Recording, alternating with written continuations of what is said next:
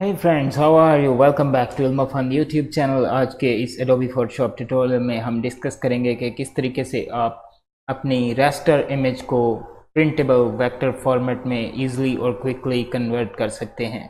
आज जो हम इमेज यूज़ करने जा रहे हैं ये एक क्लाइंट के लिए लोगो है जो कि मैंने क्रिएट करना है, तो मैं आपके साथ शेयर करूँगा कि किस तरीके से मैं एक लो क्वालिटी इमेज को, यहाँ पर आप जूम करके देख सकते हैं कंट्रोल स्पेस से, एक लो क्वालिटी इमेज को मैं वेक्टर में कन्वर्ट करूंगा। तो फिर चाहे आप इसका 50 बाय 50 फीट का प्रिंट करवा सकते हैं वेक्टर में इसे क्रिएट करने के बाद।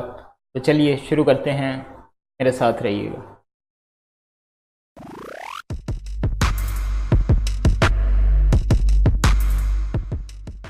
जी तो चलिए शुरू करते हैं। सबसे पहले हमने क्या करना है कि हमने जो है इसमें से यूज़लेस चीज़ें वो ख़त्म करनी है। उसके लिए हमें क्या करना पड़ेगा कि हमने लेसो टूल यहाँ से चूज़ करना है।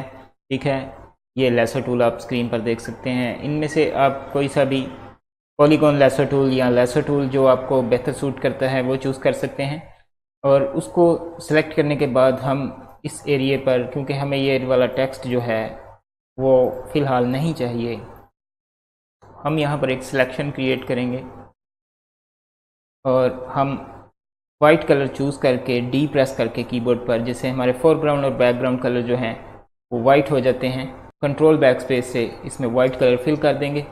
और इसी तरह नीचे वाला जो एरिया है जो कि हमें नहीं चाहिए, वहाँ पर भी लेसो टूल से एक सिलेक्शन क्रिएट करेंगे। और ये सिलेक्शन आपकी इतनी परफेक्ट नहीं होनी चाहिए और आप सिंपली कंट्रोल बैक स्पेस से इसे भी वाइट में फिल कर देंगे। अब इसमें से जो है लेफ़्ट वाला फिगर जो है वो मुझे नहीं चाहिए, तो मैं उसको भी लेसो टूल से सेलेक्ट करके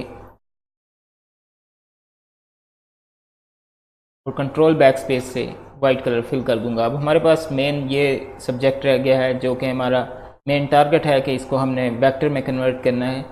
तो सबसे पहले आपने क्या करना है, आपने सेलेक्ट मेन्यू में जाना है। सेलेक्ट मेन्यू में जाकर आपने चूज़ करना है कलर रेंज, और कलर रेंज चूज़ करने के बाद आपने ये वाला जो स्लाइडर है इसको पिक करना है और स्लाइडर से आपने ब्लैक कलर यहाँ पर चूज़ कर लेना है।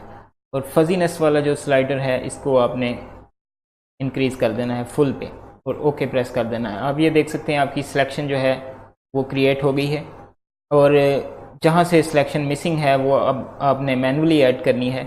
उसके लिए हम W प्रेस करेंगे कीबोर्ड पर, ये क्विक सिलेक्शन टूल के लिए, और उस एरिया पर पेंट कर देंगे जो कि सिलेक्शन में नहीं था, और अब वो सिलेक्शन में आ चुका है।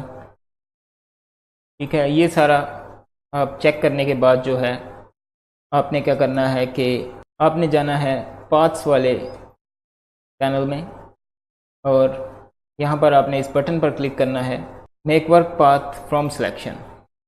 ये जैसे ही आप क्लिक करेंगे तो आप देख सकते हैं ये आपके पास एक पाथ क्रिएट हो गया है आपकी सिलेक्शन से। और अब सिंपली आपने इस पाथ को जो है शेप में कन्वर्ट कर देना है और फिल कर देना है। उसके लिए आपने इस लेयर को सिलेक्ट करते हुए आपने जाना है लेयर मेन्यू में, और यहाँ जाकर आपने न्यू फिल लेयर में जाना है और यहाँ आपने चूज़ करना है solid colour. Solid colour choose करने के बाद इस वाले डायलॉग बॉक्स को आपने ओके करना है। तो यहाँ से अपनी शेप जो आप क्रिएट करना चाह रहे हैं उसका कोई भी अपना फेवरेट कलर चूज़ कर सकते हैं।